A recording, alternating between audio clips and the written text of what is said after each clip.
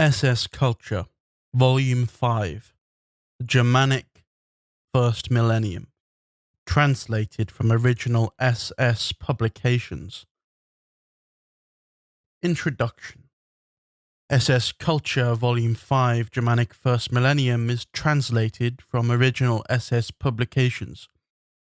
The articles are about the Germanic history of roughly the first millennium, starting at the late Roman Empire and ending during the early part of the First German Reich, aka the Holy Roman Empire of the German nation, founded by Karl the Great, aka Charlemagne, in 800 AD. They are arranged in the chronological order of the SS magazine issues where they appeared, ranging from Volume 3 in 1937 to Volume 10 in 1944. The original illustrations are also included. The Worldview Struggle. Behind us, in the dread of nights, lies the shame, lies the disgrace, lies the frivolity of foreign servants that broke the German oak. Our freedom was violated. Our language became mean. Our honor was mortgaged. German brothers, redeem them. Theodor Kurner. We must free ourselves from many past own views and perceptions, even if they are still often in print in textbooks of the old period. They have not thereby become more correct. They have, on the other hand, caused a lot of ill and put weapons in the hand of our worldview opponents, which they still use against us today. We can beat them. We have the necessary knowledge. It is not about individual historical dates, rather the view of the great connections. We must especially refute two false perceptions. First, that German history only started when Germanic man came into contact with the Mediterranean culture of the Romans. Second, that most of the Germanic tribes voluntarily converted to Christianity, and that this faith was quite suited to their nature. Regarding the first, earlier educational material has taught us that there was Germanic history long before they had contact with the Romans and later with Christianity. We can trace back the cultural history of our ancestors more than 4,000 years before Christ, hence more than 6,000 years before our own time.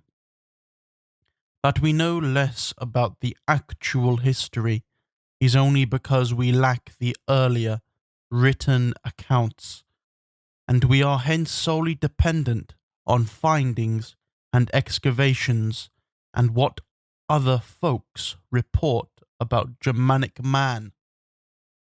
But that alone suffices for the proof that they were, for example, at least equal to the Romans in terms of real culture, but were superior to them, especially in terms of concepts of honor and morals.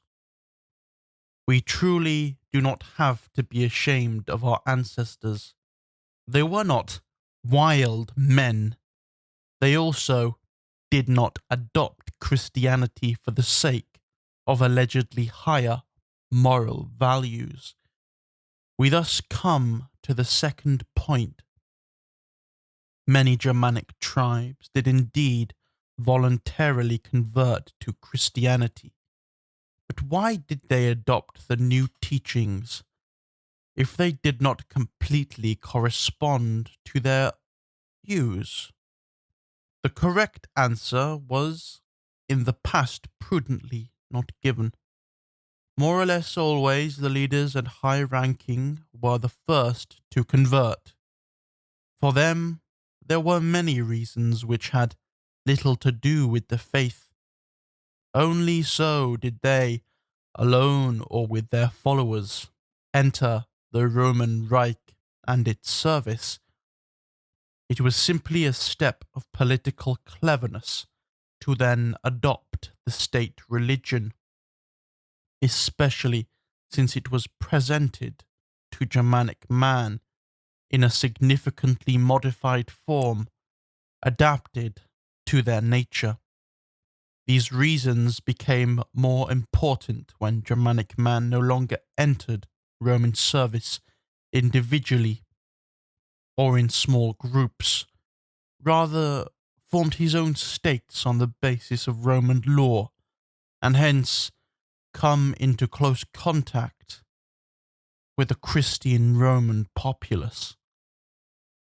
The followers, however, were obligated to the leaders by unconditional loyalty. For them, it was self-evidence to accept baptism at the same time as the leader. The rest of the people then followed them.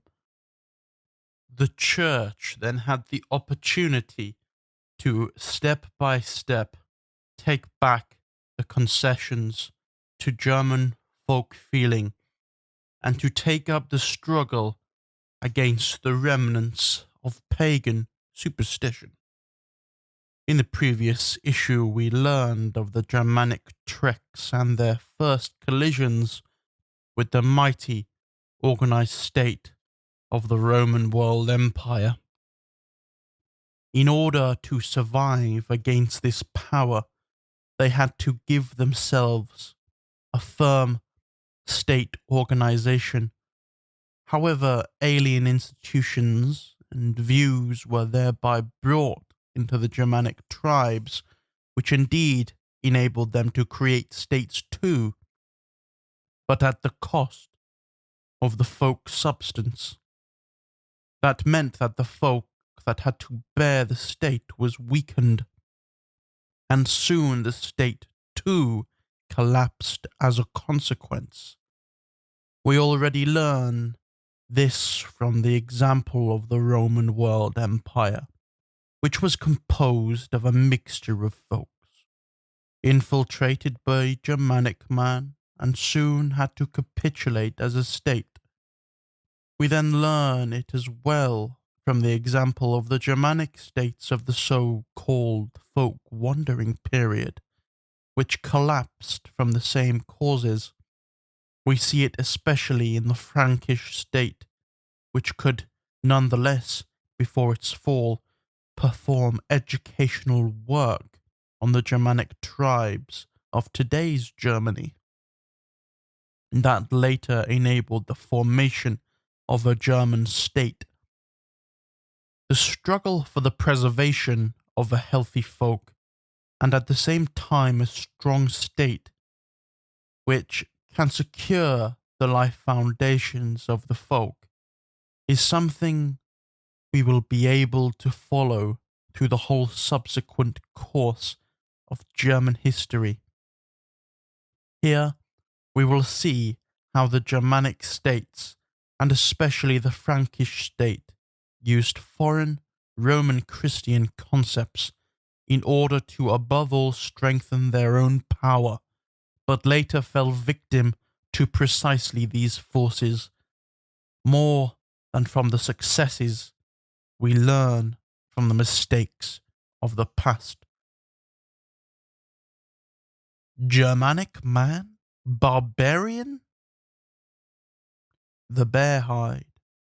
Countless times has the claim of the lack of culture of our ancestors been refuted. Prehistory and history provides more evidence for the opposite almost daily. Nonetheless, certain views appear impossible to weed out because they are too comfortable for the opponent of our worldview inside and outside Germany. Now, we have not solemnly buried the images of the theatrical German people with meat horn and bear hide just to calmly watch their resurrection in somewhat different clothing in different spheres. In this area, prehistory especially, the science of the spade has the word, but it is worthwhile to check where these claims about the barbarism of our ancestors actually come from, and who has an interest in again and again bringing them up so that they are even found in scientific textbooks. Germans themselves are, after all, also responsible themselves, who even in our own affairs prefer foreign judgments, namely that of other folks. Our opponents prefer to refer to precisely these German voices. It is really not uninteresting to penetrate into this ring and follow the trail to the source of those perceptions. Folk treason. For the sources from which the news in the old culture world about the atrocities of the Germanic tribes and their overall barbarism stem are always the same: hostile folks and the Roman Church. The men who reported about the Germanic people at the time of the folk wandering were usually opponents for both reasons, as Romans against the barbarians, and as devout Catholic Christians against Aryan heretics. The Germanic tribes as a young folk have shaped history, not written about it. The writers sat as good as always in the enemy camp. Jourdanes, who reported about the Goths, Procop, who portrays the Vandal wars, and many others. The wider populace, even many Romans, probably thought differently, more justly, about the mild Germanic rule that again brought peace and order into the land. But the Germanic heretics were finally annihilated, and only song and saga proclaimed their working and their deeds. The Roman Church of the Middle Ages, however, which fully felt itself as the heir of the old Roman world, had turned these sagas into the opposite, insofar as it could not annihilate them. Theodoric, the great Goth king, who lives in Germanic saga under the name Dietrich von Bern, as war hero and just ruler in peace, was portrayed by Christian tradition as the messenger of the devil who finally rides in a fiery steed to hell.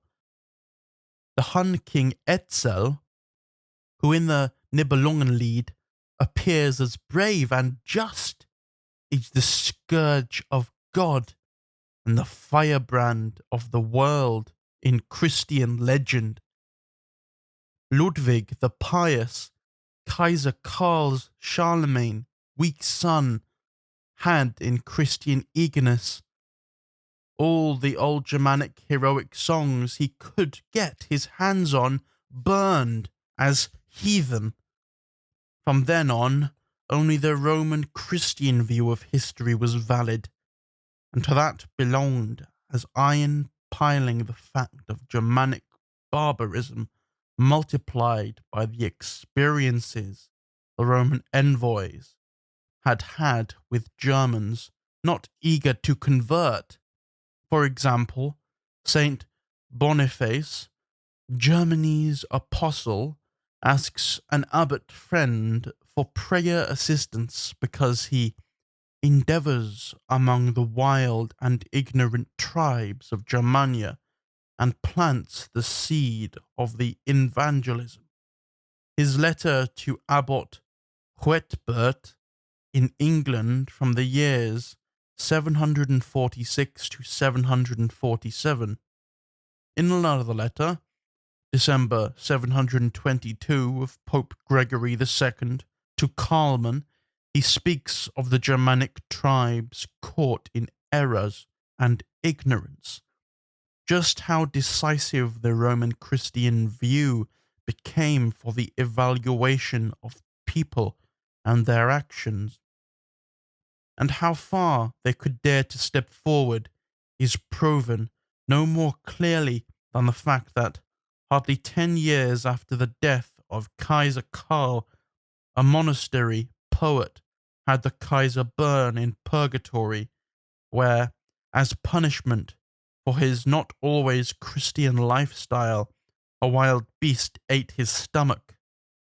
Fallasrid Strabo in the Visio Veteni, the 11th of 824. Suddenly, the church then changed its judgment of this ruler. But the fact that such a judgment could already be published under his son and successor speaks for itself. Political hostility toward the Germanic. This view of history, with its idea of the barbarism of the Germanic tribes, remained as good as uncontested until the 15th and 16th century. Back then, national consciousness emerged, above all in Italy, and this newly awakened national feeling was at the same time anti-German. That means it blamed all the misfortune that had befallen Italy in the course of the last century on the Germans, and, as hostile to the church as it was, nonetheless eagerly took up the old legend of Germanic destroyers of culture. One then saw Germanic, or as it was called back then, Gothic, influence everywhere. The Germanic tribes were then blamed for the destruction of the ancient cultural works of the old Roman Empire, including everything that had been destroyed in the previous centuries, not only by foreign ethnic groups, but also by zealous Christians. Now the Italian history writers claimed that Florence had been sacked by the Goths, no longer the Hun king Attila. The Florentine Giovanni Villani in the 14th century. That's a quote. Goths, Vandals, and Langobards were then portrayed everywhere as the destroyers of all ancient cultural works over which they erected their barbarian buildings. In the Renaissance, as one calls the period, Gothic became an insult, designating something inferior and bad. The Gothic script of this time, from which our present German script has emerged, was presented as a degenerate Latin one. Gothic architecture, which even to us today is an impressive expression of Germanic creativity, with its mighty cathedrals and their pointed arches and interlaced ornaments, little towers and decorations, was viewed as a crass deformation compared to the Roman buildings with their flat roofs and round arches and smooth walls. The guilt of the educated. Coming from Italy, this view then found representatives in Germany as well. In German scholar circles, one was ashamed to have descended from such barbarian ancestors. At the very least, one translated his old German name into Latin, or even more refined, Greek. Thus, a simple Mr. Schwarzerd became Mr. Melanchthon, and Speishammer became Cuspinianus, etc. No wonder that the educated consider it beneath their dignity to speak German at all. The hatred of the French enlighteners. The legend of the barbarism of Germanic man in general, and especially the Goths, was especially welcomed in France during the so-called Enlightenment, which prepared for the French Revolution. All the hatred that one felt toward the Middle Ages with its spiritual enslavement by the Roman Church was directed against Germanic man. These people who had suffered the most were now held responsible for everything because the office of Kaiser, the greatest worldly power during the Middle Ages, had been in German hands. Now the old falsification about the Gothic destroyers of culture merged with the perception of dark Middle Ages, where the Germans had supposedly been responsible people, into the concept. Germanic peoples and their successors, the Germans were and are uncultured barbarians, hostile to any more fine and higher education.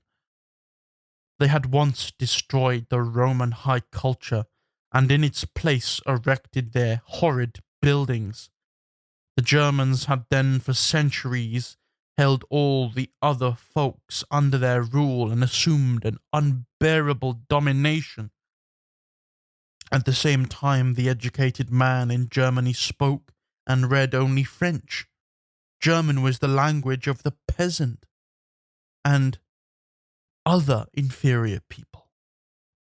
The seed of hatred against everything that was Germanic Gothic then bore the first fruit in the French Revolution of 1789. French nobility traced its origin to the Germanic Franks who had ruled over the Roman Gallic populace. The cleric Sieyes wrote of this: "Why should not the third class, the actual French people, send to the forests of Franconia all of these families that brag they belong to the race of the conquerors, i.e., the nobility? Could one not proclaim to our poor fellow citizens that descent from the Gallic tribes and the Romans is not at least as worthy as from the Zigambria and other wild people who came from the forests and swamps of old Germania?" In the Revolution, the French masses then drew the conclusion from these teachings and chopped off the heads of a substantial portion of their nobility, namely insofar as it was blonde-haired and blue-eyed, thus obviously descended from the wild people of the swamps. Ghost images in the present time. From this opinion that the Germanic peoples and Germans have always been culture destroyers, it is only one step to the conclusion that the other suppressed folks are called on to promote and spread culture and freedom, if necessary, by force. We should not believe that these views are long out of date. Certainly they are refuted already just by showing how they originated at all. Nonetheless, they still possess a stubborn life because they often serve their own advantage. The World War propaganda of the enemy powers also made widespread use of these old lies. When it spoke of the atrocities of the German barbarians in Belgium, which had long been in the blood of the Huns. Remember how one once blamed the Goth king Totila for the deeds of the Huns, and today, once again, preaches the crusade of the democracy-loving, cultured peoples against the despotic barbarians. And for the political church, it is likewise very convenient to cast all blame for the past onto the intolerant Germans, although it had itself once brought the treasures of culture to the heathen barbarian Germanic peoples, whereby it is prudently left out that it itself, as we have seen, downright systematically purged and destroyed all evidence of native Germanic culture as heathen. So the doctrine of uncultured Germanic man still finds enthusiastic champions in the camp of the enemies of the German folk, and out of stupidity and ignorance, even among Germans themselves. However, it appears high time that the second mitigating circumstance is discontinued. Dr. W. Wacher, SS Uchtuf. Es ist Leitheft, Year 3 issue of July the 1st, 1937. The Germanic reorganization of Europe. The first millennium after Christ is dominated by Europe's complete reorganization in the folkish and political sense. Germanic man played the decisive role, both actively and passively. The struggle between both of Europe's great powers, the Roman Empire and the great Germanic folk, lasted about 400 years, when the battlefront, which stretched from the North Sea along the Rhine and then along the fortified Roman line, the Limes, following the Danube to the Black Sea, collapsed, and the Germanic tribes flooded into the Roman Empire. This, the historic folk wandering, was only the result of a long development. The large West Germanic tribes, the Ingorveonen, Istveonen, and the Urmionen, were, in the 1st and 2nd century after Christ, initially thrown into a social and governmental crisis by the Roman border on the Rhine and the construction of the Limes. The main task of their states had been, after all, to send land conquest armies to win new land for the second, the third peasant sons. For 2 millennia, the homeland's border had thus expanded toward the west, the south, and east. But now the legions prevented such land acquisition. Countless thousands of peasant sons were hence robbed of their futures as independent peasants. They had become unemployed, and since the trades, although they doubtlessly prospered, could only absorb relatively few people, there was nothing else for these young Germanic men to do than military service, to become professional soldiers. The local rulers made sure they kept the best and bravest youths, but they could not initially increase the number of their warriors very much, because the economy for a large standing army was lacking. As a result, many thousands of useful young men joined the Roman army. Since no folk of the ancient world possessed a national consciousness like today, it would be wrong to reproach these young Germanic men 2,000 years later, for they acted in accordance with their concepts of honor. They could not do anything else than what they did. Admittedly, they thereby delayed the collapse of the Roman Empire a few centuries later. When the social crisis of this exodus lifted, the government set in. The Germanic tribes who lived on the border of the Roman Empire felt more closely tied to each other. Through the common fate, borderland struggle, and borderland experience, than to the tribes living farther in the interior. Therefore, new alliances were formed, the first seed of formation of states. At the beginning of the 3rd century after Christ, the Federation of Franks was formed, when many of the old tribes of the Istveonen Federation living along the Rhine united.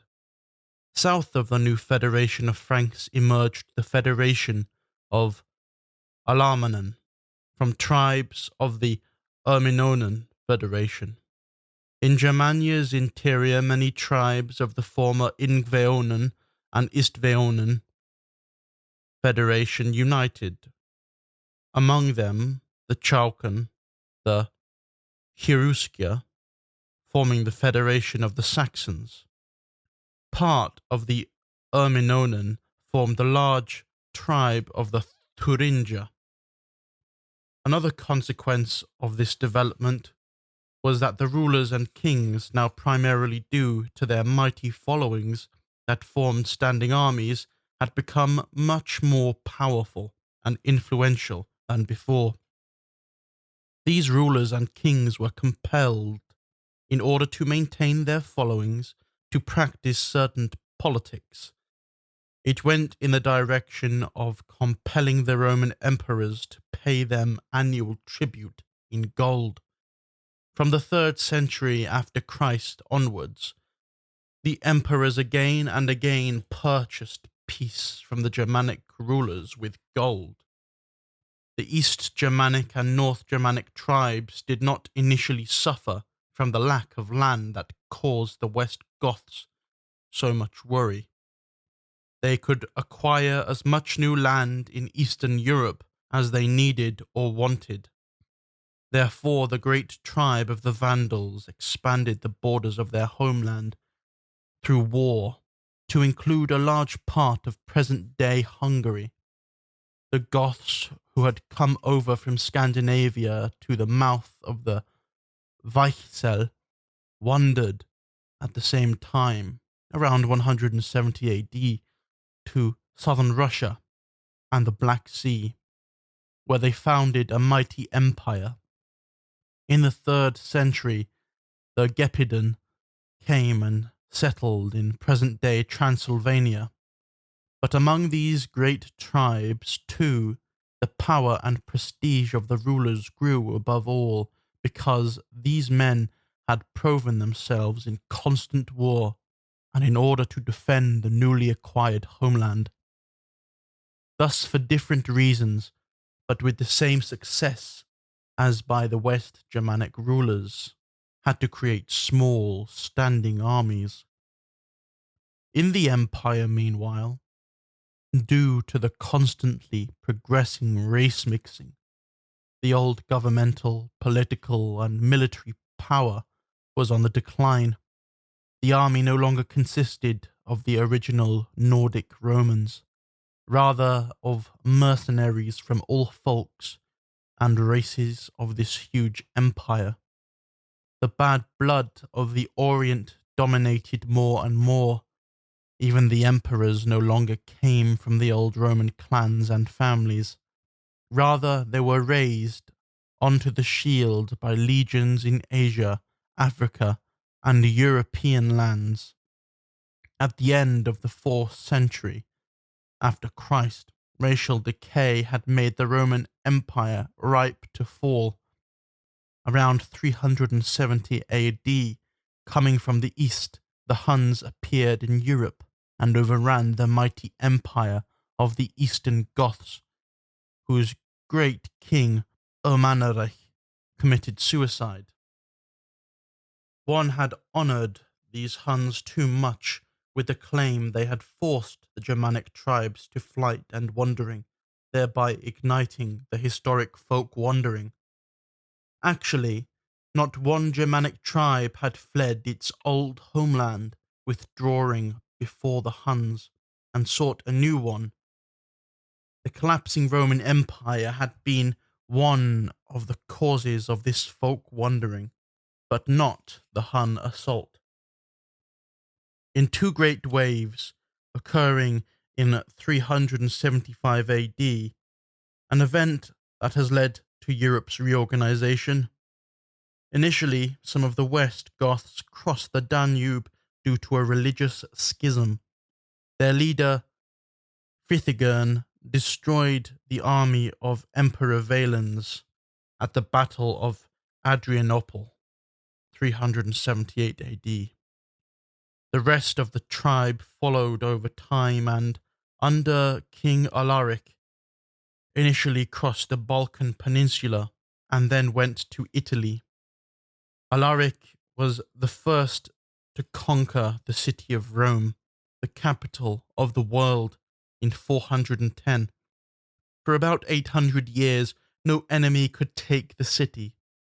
The young West Goth king realized very quickly that his tribe could not rule Italy unless Africa, Rome's breadbasket, was not in Germanic hands. It is characteristic for Alaric's great political far-sightedness that shortly before his death he tried to create a fleet and conquer Africa. After his death, the West Goths wandered into southwestern Gaul and there founded an empire, which they later expanded into large parts of Spain. To this first wave of the historical folk wandering also belonged to the Vandals, who in allegiance with the East Germanic Burgunder and the neighbouring Swaben crossed the Rhine in 406 at Mainz and initially marched to Spain. The Burgunders remained back at the Rhine and founded their empire there. Under the great king Geiserich, the Vandals continued to Africa, conquered Carthage, triumphed over a Roman fleet, conquered Rome in 455, and dominated the western Mediterranean. Geiserich is one of the greatest kings in Germanic history. At the same time, both the Alamannen as well as the Franks had infiltrated the Roman border at the Rhine. Already around the end of the 3rd century, the Limes had fallen and the Alamannen had advanced to the Rhine. In the 4th century, they settled in present-day Alsace. The second folk wave poured over the empire of the emperors. After the death of the Hun king Attila, Etzel, and the Roman military commander Aetius, whom one calls the last Roman. Now the East Goths went to Italy. Their great king Theodoric conquered the land and finally brought it under Germanic rule. This king, who rightful has the additional name the Great, already pursued greater Germanic politics. He tried for a while successfully to bring together the mightiest Germanic tribes from the Thuringia on the Elbe to the Bavarians, Alamannen and Burgunder, to the West Goths in Spain and the Vandals in Africa, into a great federation against Eastern Rome. His empire, however, only survived the king by a few decades. Meanwhile, the Franks, under their energetic king Chlodwig, had expanded their empire across the greater part of present-day France and thereby established the foundation for a later great state. The Alamannen had fully occupied Alsace, the Rhine Palatinate, southern Rhine, Hesse, and eastern Switzerland. The Markoman had gone to Bavaria, and smaller tribes like the Herula, Rugia, and Gepiden had formed their empires along the Danube. The Angles and Saxons had meanwhile conquered Britain. The third chapter of the folk wandering began around the middle of the 6th century after Christ. Initially, the Vandal Empire in Africa collapsed. It was taken over by the East Romans.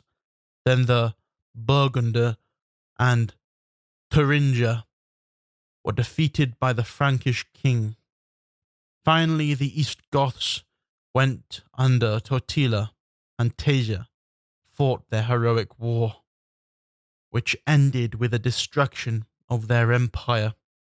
But that also brought the Alamannen and Bavaria under Frankish rule. Small empires of the Herula, Rugia, and Gepidden were also destroyed. Meanwhile, a new tribe, the Langobards, established themselves in Upper Italy. At the end of the 6th century, aside from the great empire of the Franks, existed still only the Germanic tribes of the Saxons, Langobards, West Goths, and Anglo-Saxons.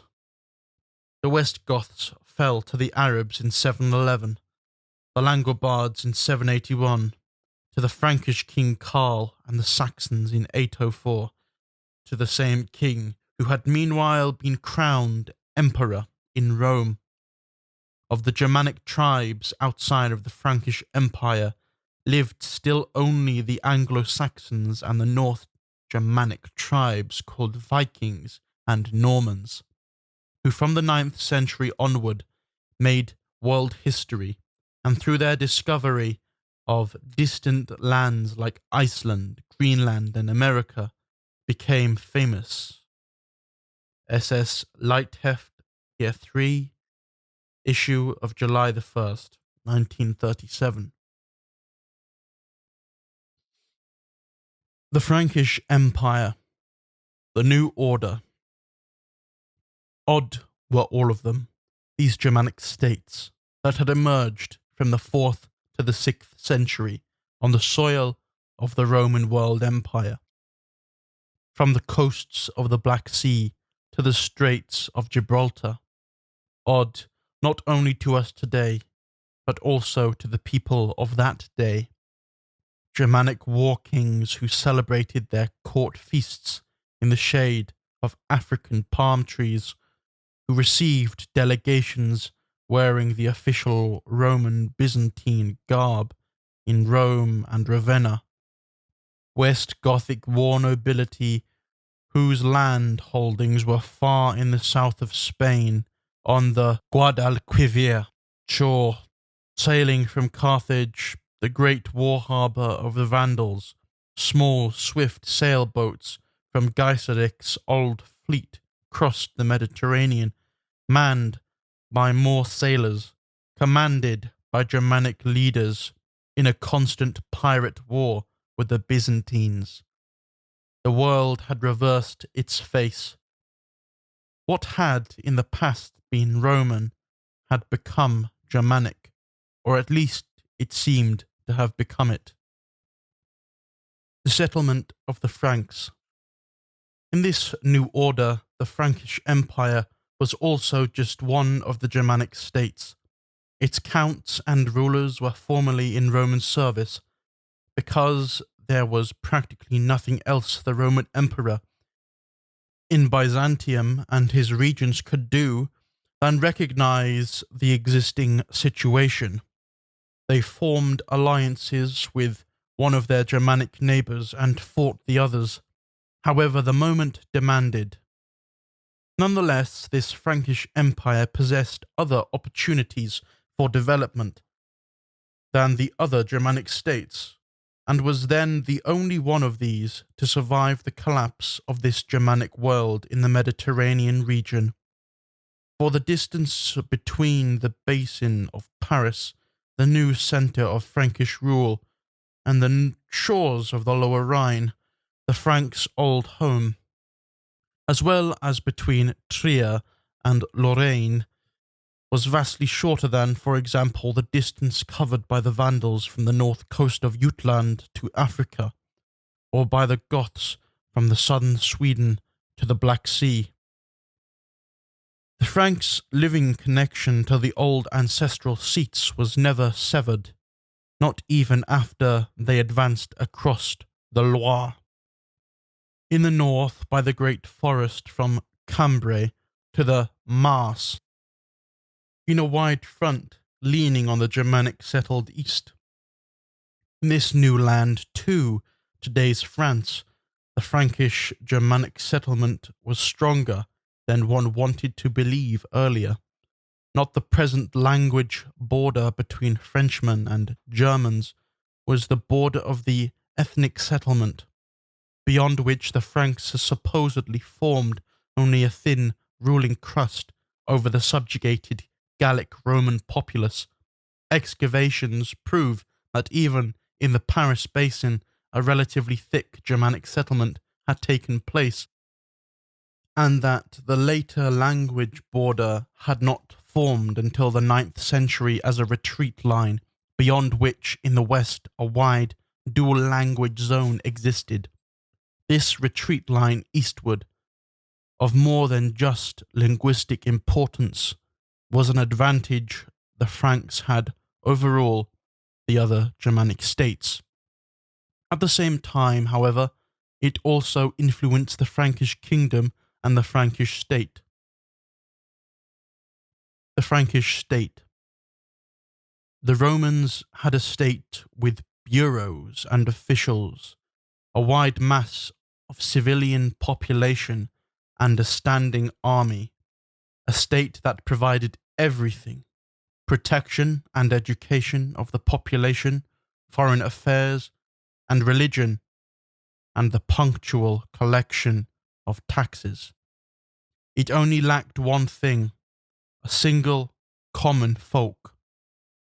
Germanic people did not know those things. They had no superior officials and bureaus, no standing mercenary troops, no hereditary unconditional rulers, and no obligatory regular taxes. But they knew the folk, the tribe, the race. That was the unity of the political leadership, and of faith, the unity of right and economy. It sufficed as long as the ruling tribes remained among themselves, but it had to fail as soon as a collision with a mighty state organization like the Roman Empire came. All of them now sought to give themselves a state organization for their protection and assertion.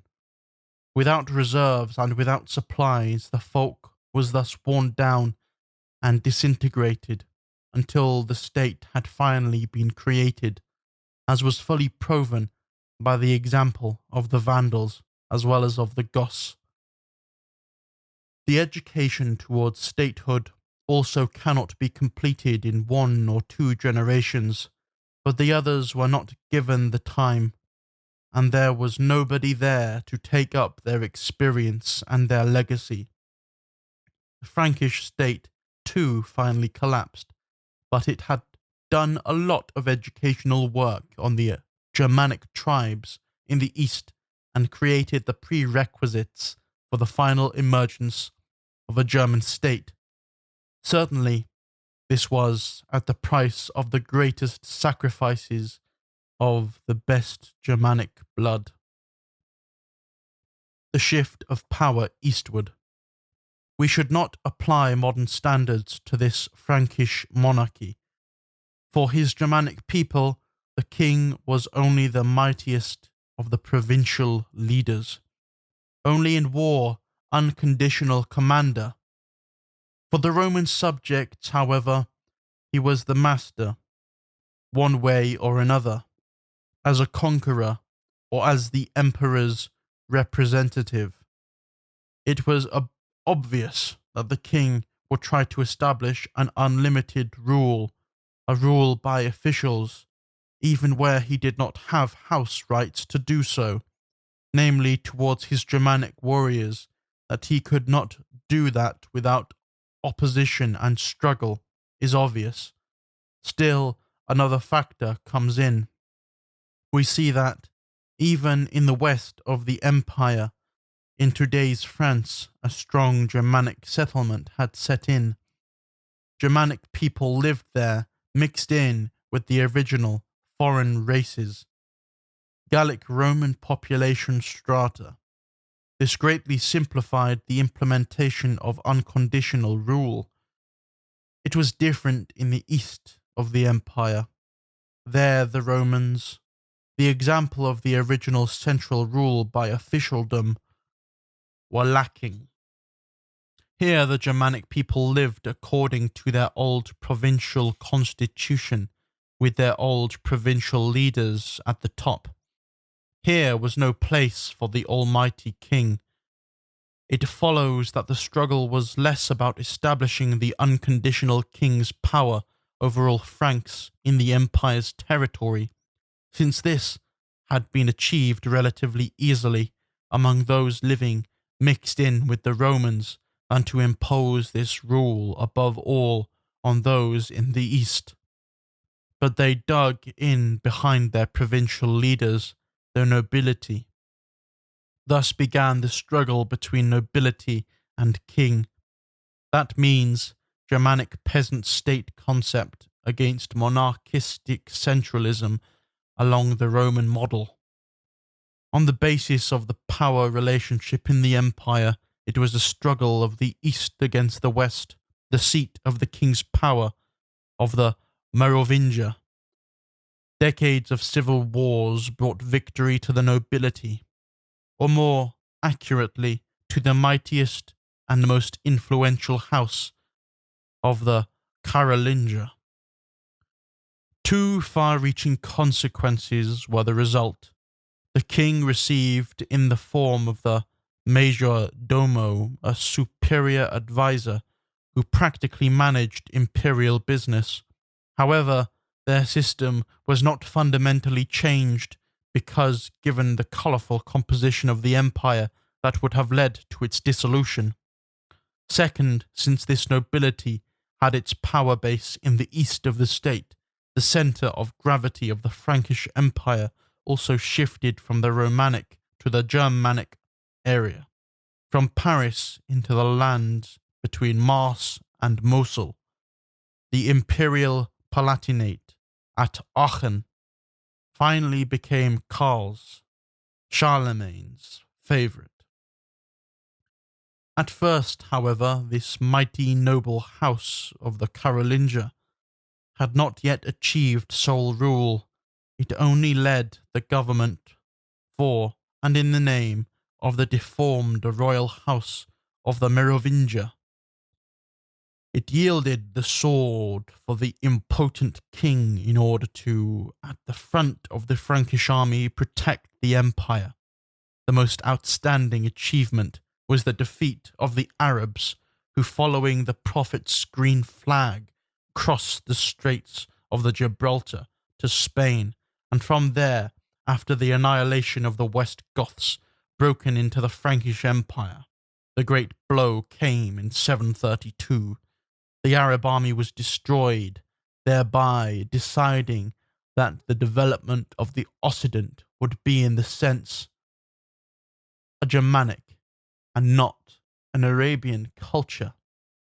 But this victory was also important for the family of the army commander himself, for the founder of Frankish king's power still rested on the king's leadership in war. It also had proven itself to be unable and weak. Already in 732, the victor's son officially adopted the king's title and sent the last Merovingia to a monastery. That means banishment. At the same time, he received the Pope's agreement and blessing for this step. State and Church. This fact immediately illuminates the significance of the Roman Church for the Frankish Empire. The Franks were, in contrast to all the other Germanic heretics, the Orthodox folk. King Chlodwig had been baptized in 496, and with him more than 3,000 of his Germanic followers. Soon, the empire's upper strata followed the example. For the king, it was doubtlessly an act of primarily political considerations. For the followers, a self-evident duty of obedience. They would have followed the king in a conversion to any other faith, out of loyalty to king and state. The Franks became Christians. The subjugated Romans had always been Catholics. So a deep division over religious differences could never form between them and their Germanic masters, as had emerged in the empires of the Vandals and the East Goths. Quote, "The church is to serve the state is everything, the church is nothing without it." One could put this statement at the top of any description of the Frankish church politics of this time. The church urgently needed the king and his Franks for its own protection, both the bishops in the country as well as the Pope in Rome. Therefore, it was supposed to serve the king as a reinforcing clamp of empire. For the church was back then already more than a purely spiritual power. In its whole organization, its various ranks from deacon to bishop, it was a mirror of the Roman state and its officialdom. It also nurtured the concept of the unlimited power of monarchy and emperorship, hence the position of the Frankish king over his Roman subjects, and offered a new lawful title for the permanent master position over his Germanic followers. Not least, it provided a cheap pretense for military crusades against heretical Germanic neighboring folks. It had skillily adapted itself to the position of a political shifter, dropping the weak king and not withheld its blessings from the new one.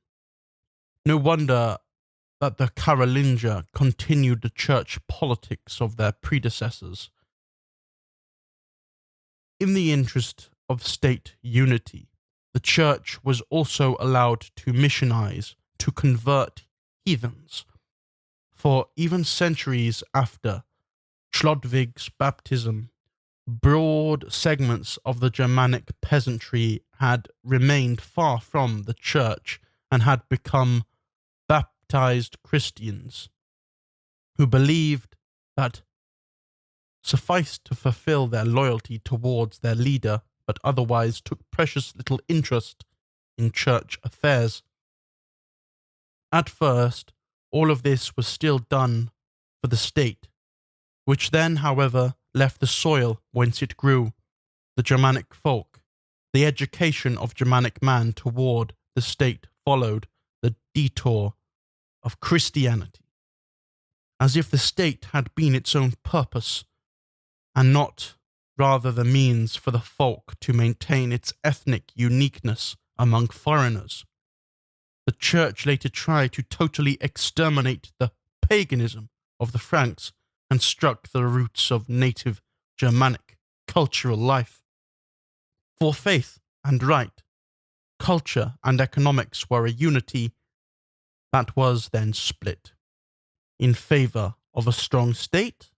At first, it seemed so. Emperor Karl, Charlemagne, and Reich politics.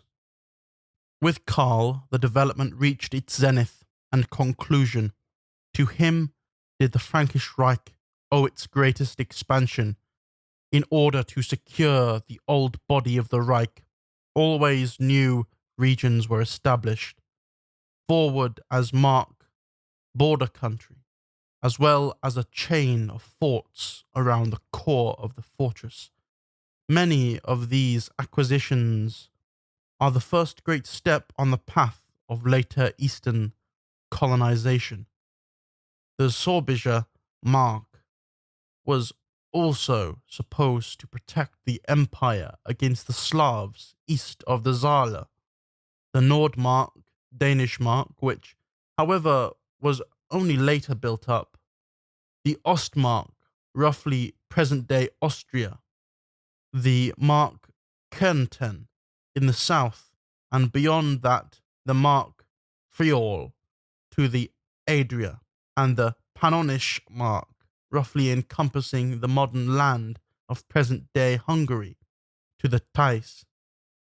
In addition came, on the Spanish border, the Spanische Mark.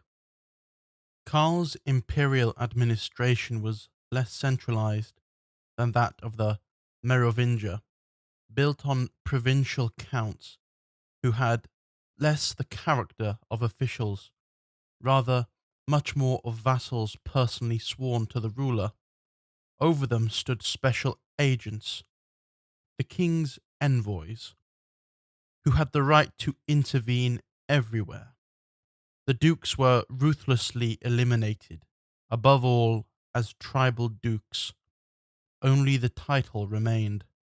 Above all, in Bavaria, which was first integrated into the state, the foundations for a future German state were created. Actually, Karl took many of his measures for the formation of a strong, unified Reich, farther than was good for the preservation of a healthy folk, and than was at all necessary.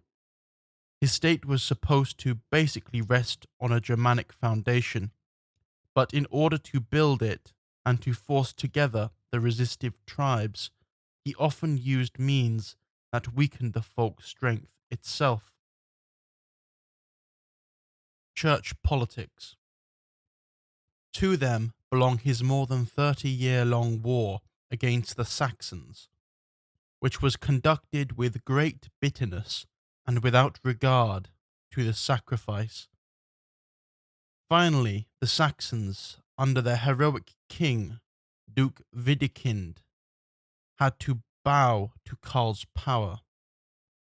A sign of the subjugation was the adoption of Christianity.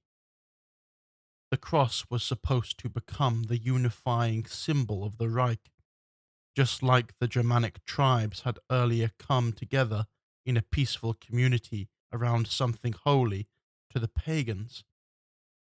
Certainly, this cross was a tool of his politics more than in the past. Karl, the worldly ruler, whose free lifestyle certainly did not correspond to the demands of an ascetic Christian morality, called church conferences on his own authority, chaired them, and decided not only the legal position of the church, rather also from time to time about purely religious issues. The king helped to determine what was dogma and to be believed in the Frankish Reich. The Pope needed the Frankish king against the emperor in Byzantium, against the hostile attitude of the Langobards against his own Roman subjects. The Pope needed Karl's sword. That is why he was so generous toward him. The imperial coronation. So on Christmas Day of the year 800 AD in Rome, Karl received the imperial crown from the Pope. However, that Karl accepted the crown and the title of the Roman Emperor was due to his political thinking to establish a world empire on Christian Germanic foundations that was uniquely tailored to his personality. It had to break apart because what was essentially incompatible was supposed to be forged together in it. The heirs of the Reich. The church has odd holy men. Karl and his son, Ludwig the Pious, who did penance for the sake of his father's sins.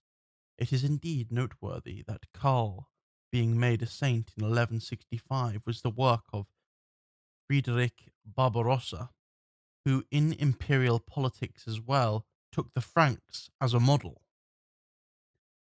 There can be no doubt that Karl's church politics did not originally intend to reinforce the Pope's power. Christianity did not plunge him into conflicts of conscience or paralyze his energy. His son and later successors were of less of a robust nature. The church as means of politics became an end in itself, and the state fell apart because of it.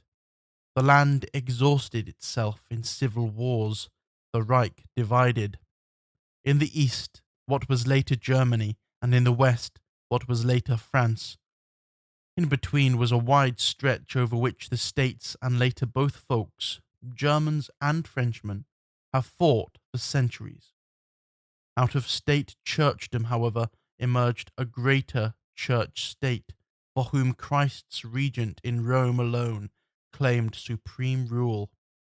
Church politics from the perspective of education toward state for the sake of the state had demanded greater sacrifice from the Germanic folk, for a wedge had been driven by faith into the old unity of life form.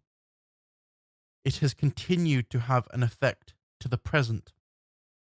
For the first Franks, who out of their loyalty towards their king had accepted baptism, just like the Saxons who had been forced into it, this was a step toward the church out of obedience toward the state and for state unity, which were embodied in the king. Soon, however, precisely under the influence of this new faith, the meaning was reversed into obedience and support for the now almighty church, even against the state and against portions of their own folk. The folk itself, struck in its healthy life foundation, had finally also put the unity of the state in danger. In order to again create this unity, the struggle was waged in the following centuries. Dr. V. Wacher, SS Uchtdorf, SS Leitheft, Year 3, issue of July the 1st, 1937. In the Limes camp. It was a warm summer day. An hour ago the sun still scorched the meadow basin and the great wooden towers. At wide intervals, jutting above the walls and palisades of the Roman border fortifications, and the dark forests that stretched far to the east, beyond which lied the fields of the Germanic people. Now the afternoon has gone to rest. There is a light wind, and the two young, slender men, who wore short little leather boots, fine undergarments of good linen and wool coats, sat on the big stone bench in front of the pillar-decorated house and stretched their legs. You know, Camillus, one says, such an off-duty afternoon is really splendid. You wouldn't have figured that a standing camp out here would be so busy. Mornings, exercise, javelin, throwing, fencing, riding out, and then the old man's crazy entrenching. The other man laughs. You mean the delegate, Morena? Around us, he's just called Tulpa. That's a mole. He believes a soldier feels best when he can dig, entrench, and dig again. And then the thing with the regulation field camp. He is probably writing a book about it. Back then, when poor Varus lost the battle, he lost his brother, who was much older than he was. Now he tells us every day that he was only due because of the poorly constructed camps. Both men look over the large courtyard which lies in front of them, almost rectangular, with its white compound yard sand. The sentry at the gate walks up and down. A long drawn out song is being sung in the stables. Can you, Rufus, actually figure out the new people? Sounds so great. The 23rd Iberian Auxiliary Squadron assigned to our 21st Legion. I cannot adjust to the black-headed, stubborn people. Everybody from Spain has a hatred for us Romans. Rufus stretches and stands up. Listen, my dear fellow, you did not get out much from your small nest in Verona. What have you seen? Your Greek educator? Your father's wine and grain business? A few little girls? My father was a senator. My grandfather was still with Pompeius. But we later got on well with Caesar and his house. We have always practiced great politics. You still don't comprehend that. All of them hate us, but all of them also serve us. If we wanted to make politics with the few Romans we have and the Italian boys with the dreamy eyes, like you, my angel, heaven help us. Listen up.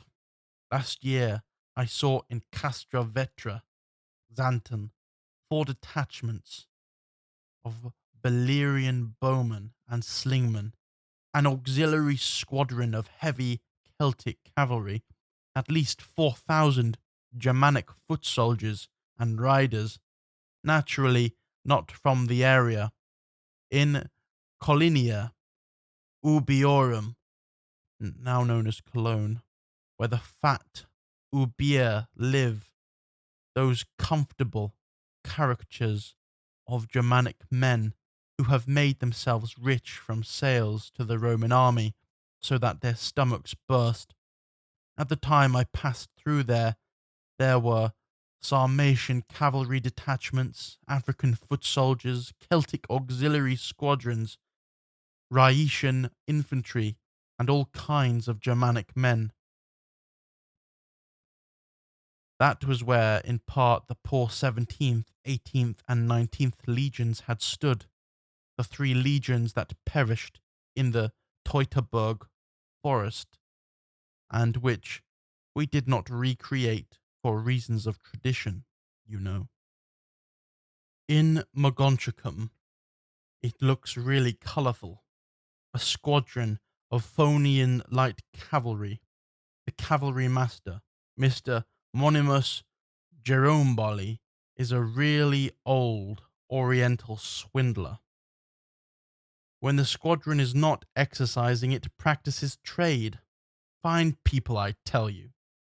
And they brawl with the Iberian troops every evening, with the Egyptian detachment. You should take a look at those Egyptians, the most lazy bunch on God's earth, and full of treachery on top of it. They also don't like us Romans, but that doesn't help them. Then, for relief, because there is unrest on the Persian border, we get a whole ala of armored Armenian cavalry. That is how it is, dear fellow. How should it worry us if a few Iberian soldiers make faces? In Italy, we beat them with the wine vines, and here with the hazel woods. That is the whole difference. Young Camillus looks at him. Tell me, you have known this strange Germania for a long time. What do you actually want to become here one day? Become? Originally, I ran off to Germania. You can believe it or not, I ran away from a great love. The 2 men walked diagonally across the compound courtyard to the stables, and when the Iberian stable boy stands at attention, Rufus waves, "Bring out the horses." They swing into the saddle, a rather heavy wooden saddle, and Camillus says, I have seen that the German riders who were in front of the walls here ride without saddle. As they already rode through the gate, Rufus replies, "They were swabers. They wear a lock of hair tied together on one side. Extremely dangerous people. Thank God we're at peace with them. And beautiful people. This spring, just when you came, I entered their forests for a rather long negotiation in the accompaniment of Prefect Spurius Tribonius. The difficulty with the Schwabers is, namely, that they allow no wine traders into their land, and if an unsuspecting Roman wine trader wanders in there, they tip over his wine filled leathern bottles, and there is a diplomatic incident. What are these people actually like? They must be terribly wild. Wild? No, no one even lives rather comfortably among them. They generally have very pretty, large wooden houses roofed with straw or bark. That is warm in the cold winters here and cool in the summer, and the wood has something alive about it. At home, when they do not go to war, they have very pretty woolen clothing, and in the winter, a downright tasteful fur. I bought one like it myself, and the old man also has one. We call these furs Renani. That means Rhine fur. Have you ever eaten with them? Certainly they tear raw meat into pieces with their hands. They have left the camp and ride at a short trot along a forest path which runs behind the limes and is surrounded on right and left by forest. By Jupiter, what ideas you have! They eat differently than we, but not worse.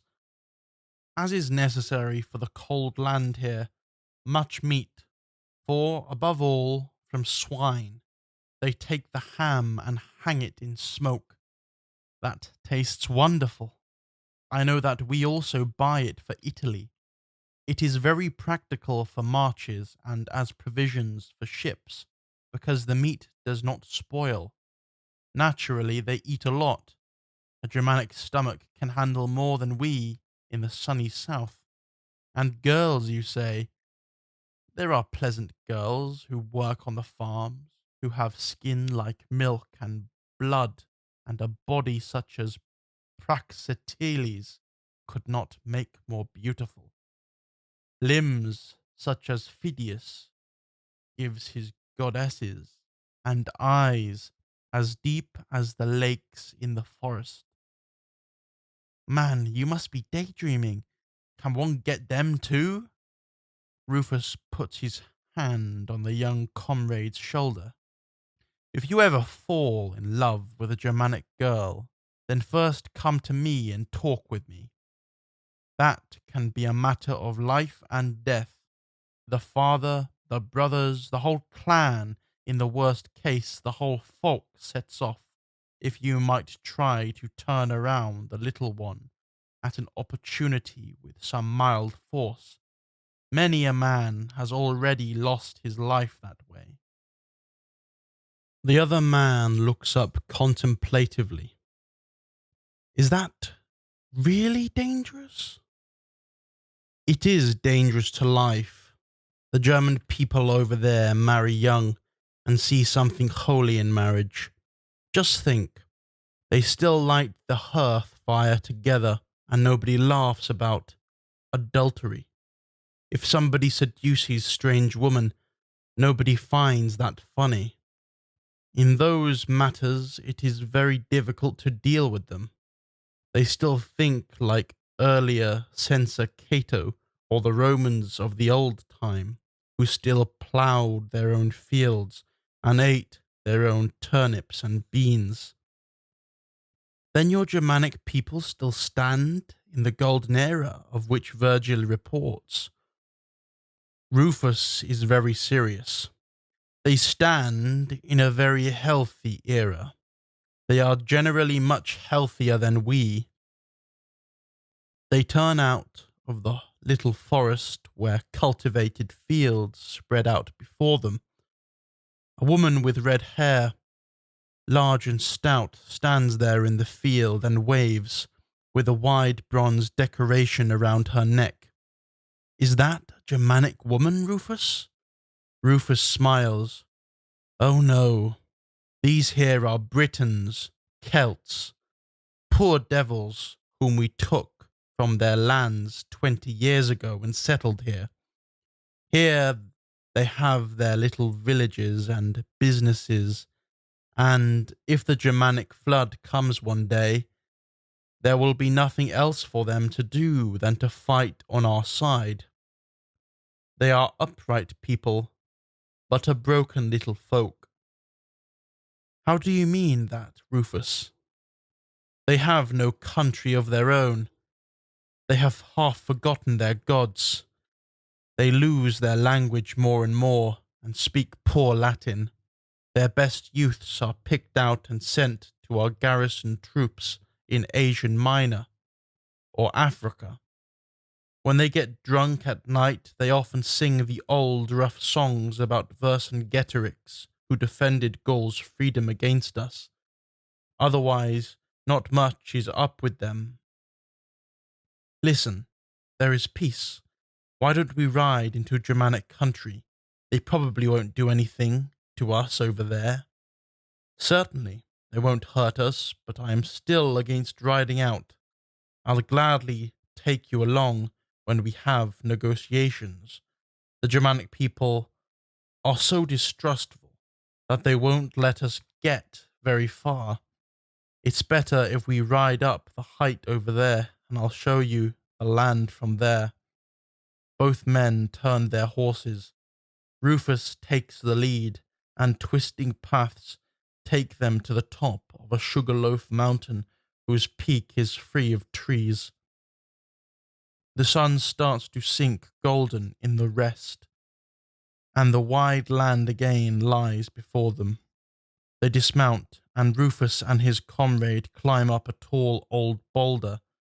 See, other there, on the height, is a Germanic fort. Farther back is a second, which you can't see from here. That is their settlement across from our camp. In the whole area they're positioned like that. A Roman camp almost always corresponds to such a Germanic fort. If we attack, they pull back into these forts and, from a purely tactical view, defend themselves no differently than us. But I do not want to torment you with tactics. The old man talks enough about camp tactics. There in the valleys lie their villages. The farther one goes into Germania, the richer they get. Here on the border, a lot has already been often destroyed. Here one can readily see what they adopt from us. So they are capable of being educated? As you like.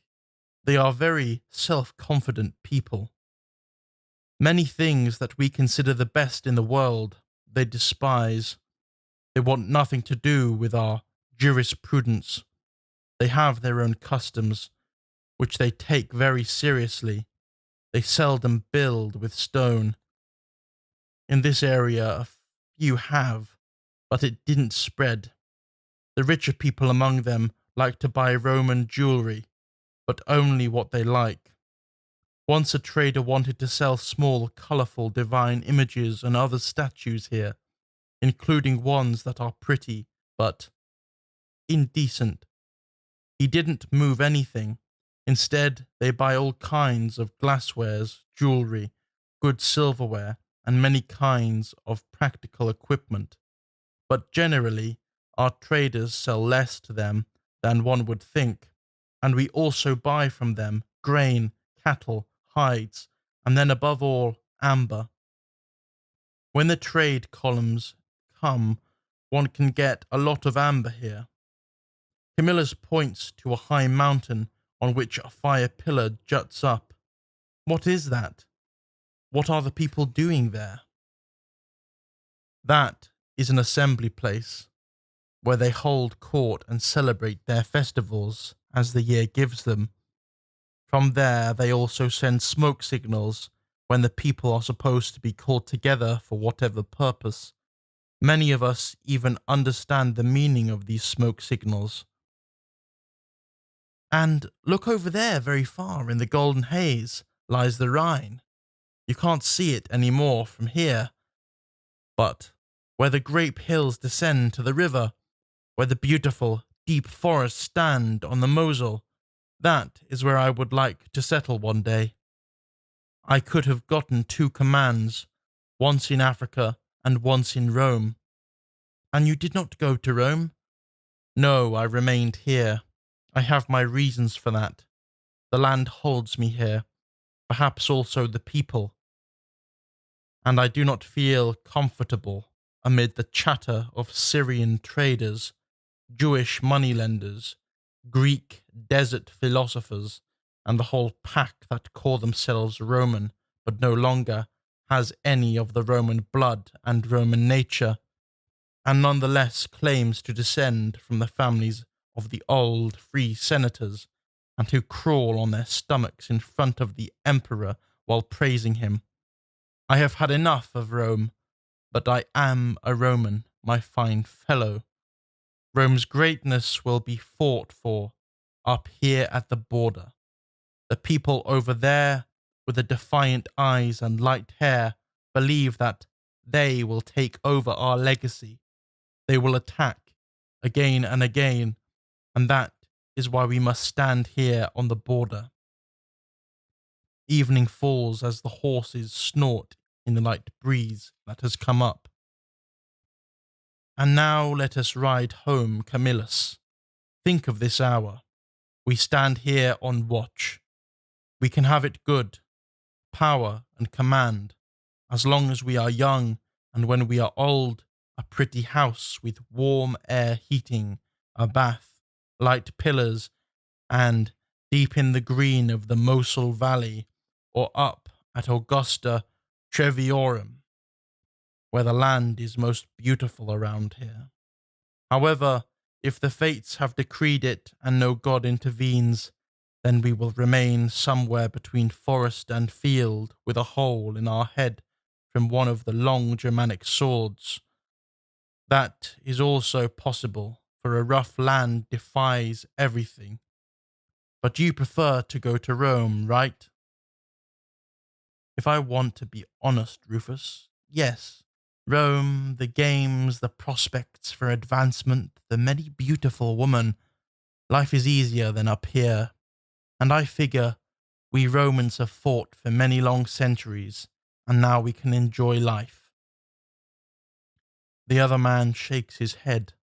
As long as we stand watch up here, you can do that too.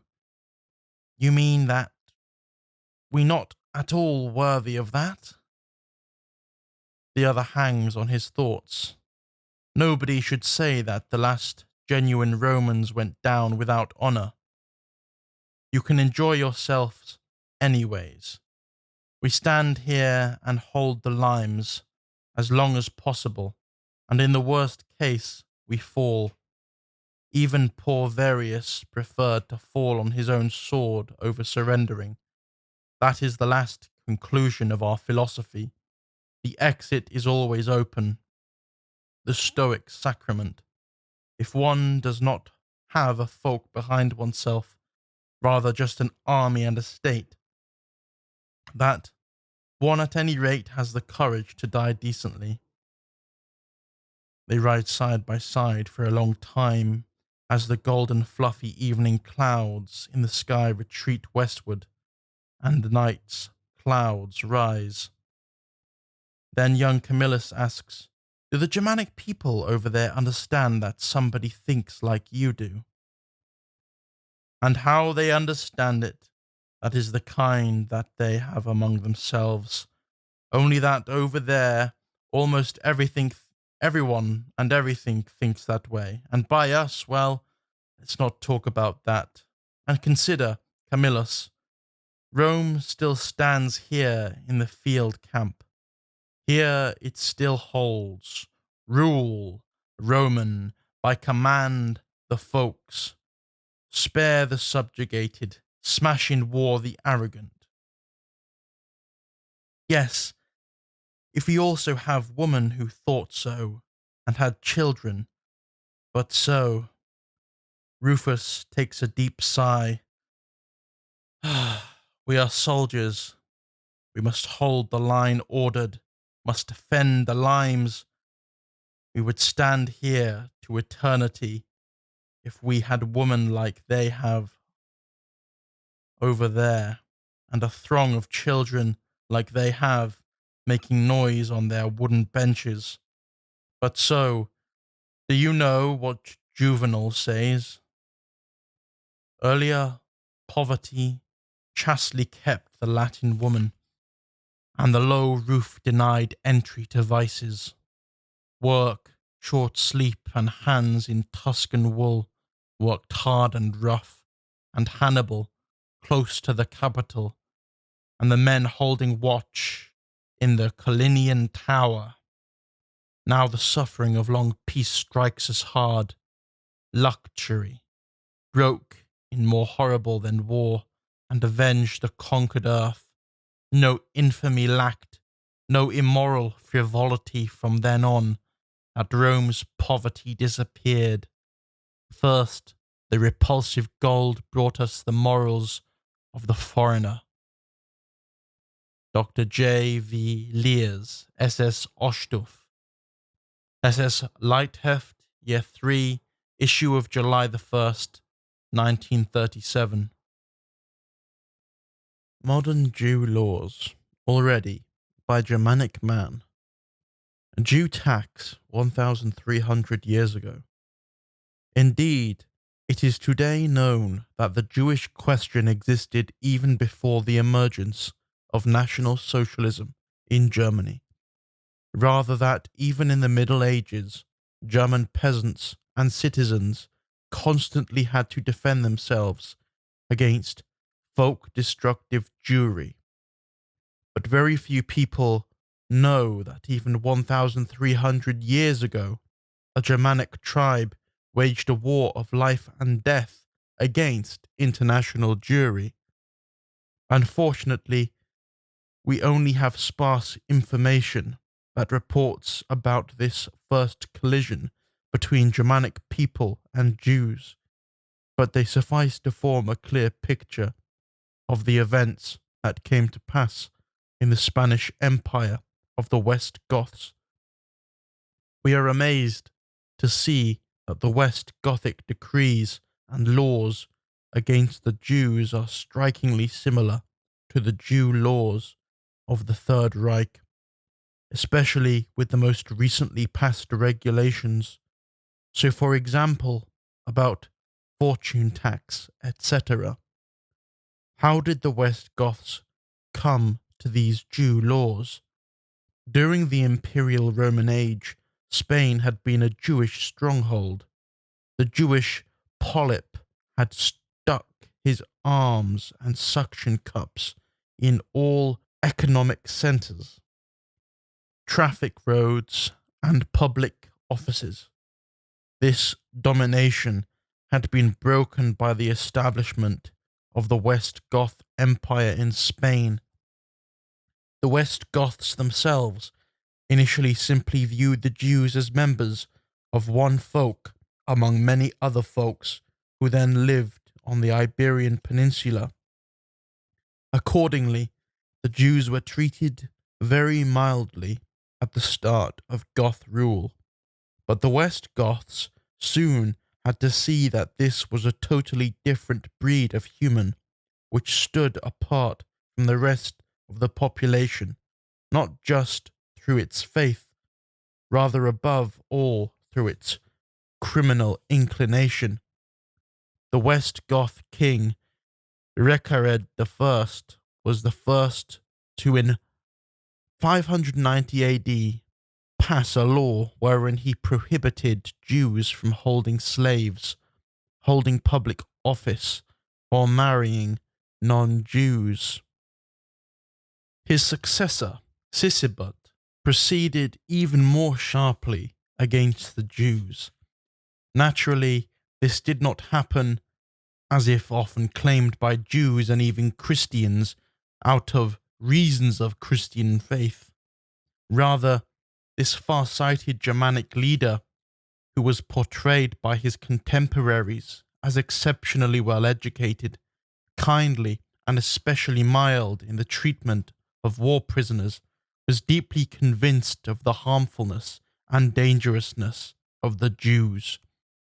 Sisbut passed 2 Jew laws whose more important regulations are related here. First, Jews were no longer allowed to have hirelings as servants, male or female. Insofar as that was still the case, they had to be dismissed by the Jews within a certain period. Second, Jews may employ only Jews. Third, marriages between Jews and Christians are to be immediately separated. Fourth, Christians who convert to Judaism receive high punishments. Fifth, the Jews are prohibited from any political or governmental activity. Sixth, if Jews want to travel across the land, they must acquire a pass which they must have signed by the priest in every city they visit, and then turn in again in their hometown. Seventh, each Christian is prohibited from buying medicine from Jews or from being treated by a Jewish doctor. At the end of these laws, the Goth king Sisebut speaks. Successors to the West Goth throne who abolish these laws will be cursed to hell along with the guilty Jews.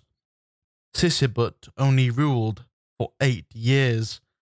In the year 620, he suddenly died from poison that was given to him by an unknown hand. His son, Rekard II, sharpened his father's Jew laws. He ruled only 14 months, for he was found poisoned as well on April the 16th, 621. We who have experienced the murder of Wilhelm Gustloff, Ernst von Rath, Codrianu, and other fighters against Jewry, we can today suspect who were the wire pullers behind the assassination of both anti-Semitic Goth kings. Swintilla, however, who now ascended the Goth throne after Rekard II, abolished the Jew laws. Indeed, later Goth kings again introduced sharp measures against the Jews, above all, also against the baptized ones. But these measures do not seem to have been applied with the necessary rigour by the lower clergy responsible for their enforcement.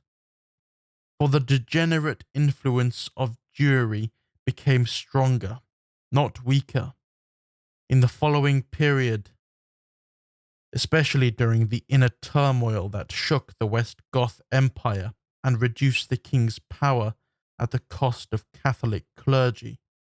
The Jews managed to continue their underground sabotage. But the resistance against the Jews grew among the best of the West Goths. The Goth king Egica demanded the 16th Council of Toledo in 693, where he appeared personally to eradicate Jewry from the roots. He further demanded a new law that no Jew, in order to conduct his business, could step into the harbour square and do business with Christians. At another council, Toledo 17, in the year 694, he uncovered the planned high treason of Jews against the West Goth Empire. The Jews in the West Goth Empire had established contact with the North African Jews. In the year 694 AD, the revolt instigated by Jews was supposed to erupt. The North African Jews wanted to land in Spain, and that would be the signal for the attack against the thin crust of Germanic West Goths. After exposure of this Jewish attack against the existence of the West Goth Empire, King Egica got the council decree passed that the Jews, with their whole fortune, their women and offspring, should fall to the treasury, be driven from their residences and lands, and be given individually by the king to Christians as servants. We see here again with shocking clarity how the paths and goals of the Jews have always remained the same, but on the other hand, also how clearly already back then that Germanic king saw through the Jews and, based on the realization, had demanded measures, many of which are familiar to us today. It was the tragedy of the West Goth Empire that the Jewish subversion in the shaken state had already gone too far, and that the king lacked the power to really carry out the Jew laws. So the fate of this state was sealed. The Jews started their revenge work against that Germanic empire that had dared to raise its hand against the chosen people. Their first treasonous attack had been discovered by Egica himself. The second plan for the destruction of the German Empire of the West Goths succeeded. The Jews summoned the Arabs from Africa to Spain. They coaxed them with the promise to convert to Islam. When the Arabs did not want to believe that, they referred to old prophecies where it could be read that the conversion of Jews to Islam was supposed to occur at precisely this time. The Arabs landed in Spain and the Jews opened the gates of the fortified cities. The capital, Toledo, also fell due to the treason of the Jews. Everywhere, the Jews welcomed the enemy as liberators who showed their gratitude by turning over to the Jews the cities of Cordova, Sevilla, Toledo, and Granada to watch over. Assisted by Spanish Jews, the Muslim military commander Tariq landed in Andalusian and then, with his army, defeated the anti-Semitic king of the West Goths, Roderick, in the 7-day Battle of Jerez de Frontera in the year 711 AD. The West Goth Empire thus collapsed. The last remnants of the West Goths retreated into the Asturian mountains. The Jewish jubilation over these heroic deeds of their fathers is shown by an excerpt from a publication by the Jew Dr. Rosenstock of 1879. Under Ervig and Egica, the persecutions increased in horribleness, but no less so the resistance of the Jews and pretended converters, baptized Jews, which finally led to the overthrow of the West Goth rule, in that the Jews greeted the invading Arabs under Tariq as their saviors, made common cause with them, and supported them in their conquest of the whole country, while they fought alongside one for the preservation of the rule, so did they fight among the Goths for the overthrow of the same. The decline of the West Goths made Spain a paradise for the Jews, who soon held highest office at the court and in the state offices of the Arabian caliphs. SS Usha Butner, SS Leitheftier 4, Issue 8, January 1939. A quote from Tacitus. The Jews are the scum of mankind. Everything is despicable to them that is sacred to us. While they are allowed everything that appears wicked to us, they are the lowest of all folks. The Song of the Hun Battle. Hydrek, the dead king of the Goths, has left behind two sons, the full-blooded Organtir and the bastard Hlod, the offspring of a Hun princess who has grown up by his mother's father, Attila the Hun. When Hlod demands his inheritance from his brother, the Goth denies it to him. Thus begins the struggle of the Germanic Hun bastard Hlod with the massive army of the steppe against his pure-blooded brother Organtir. The historic collision of the Huns with Germandom finds its expression in this song. The tragic struggle of both brothers ends with the death of Hlod. Hlod had grown up in Hun land with shield and sword and glistening metal, with ring-adorned helmet and hard blades, with well-trained steed in the sacred forest. Hlod rides westward. Hyderic's offspring, he came to the court of the ruler of the Goths, to Arnheim, his inheritance to demand. There drank Organtir, Hydric's funeral feast. Before the high hall he saw a man, a late guest. He spoke thus: "Who comes, ridden with huge band? Who seek you, guest, at the Goth court?" Hlod. Hlod's come here, Hydric's offspring, from the land of the Huns. Indeed a long way. Go, the high hall do enter.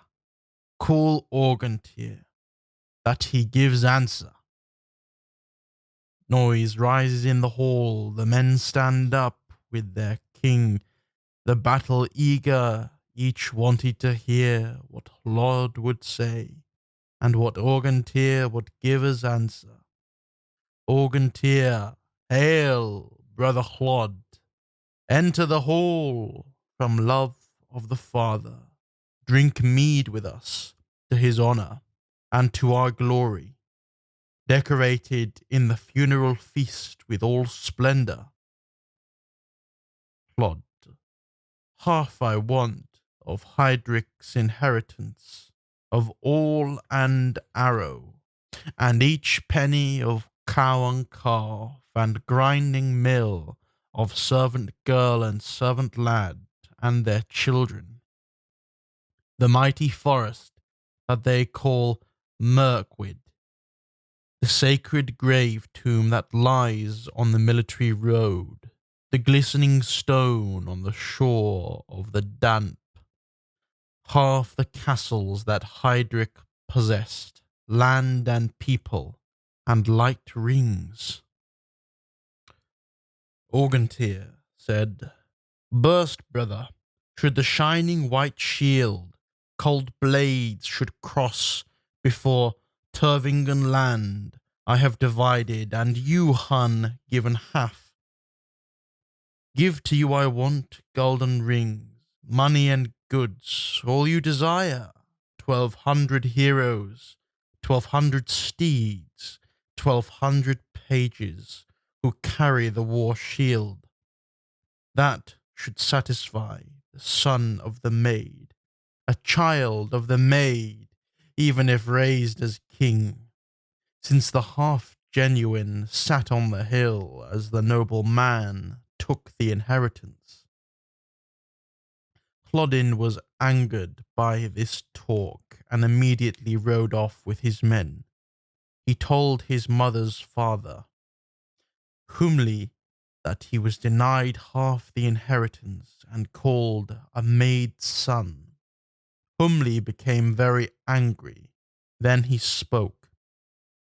"Let us wait the winter and live in happiness, talk and drink. Splendid mead. The Huns teach how to yield weapons.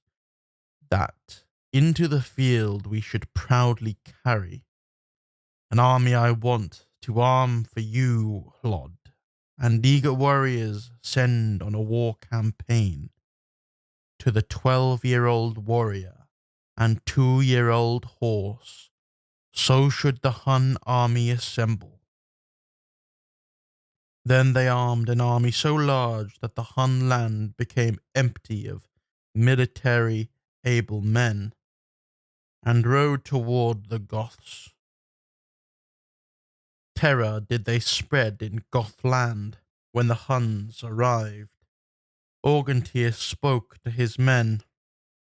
We were many when we drank mead. Small is now my following where many are needed. None do I see here from the hall, although I ask and offer rings, who want to ride with armour and shield the Hun king's army to meet.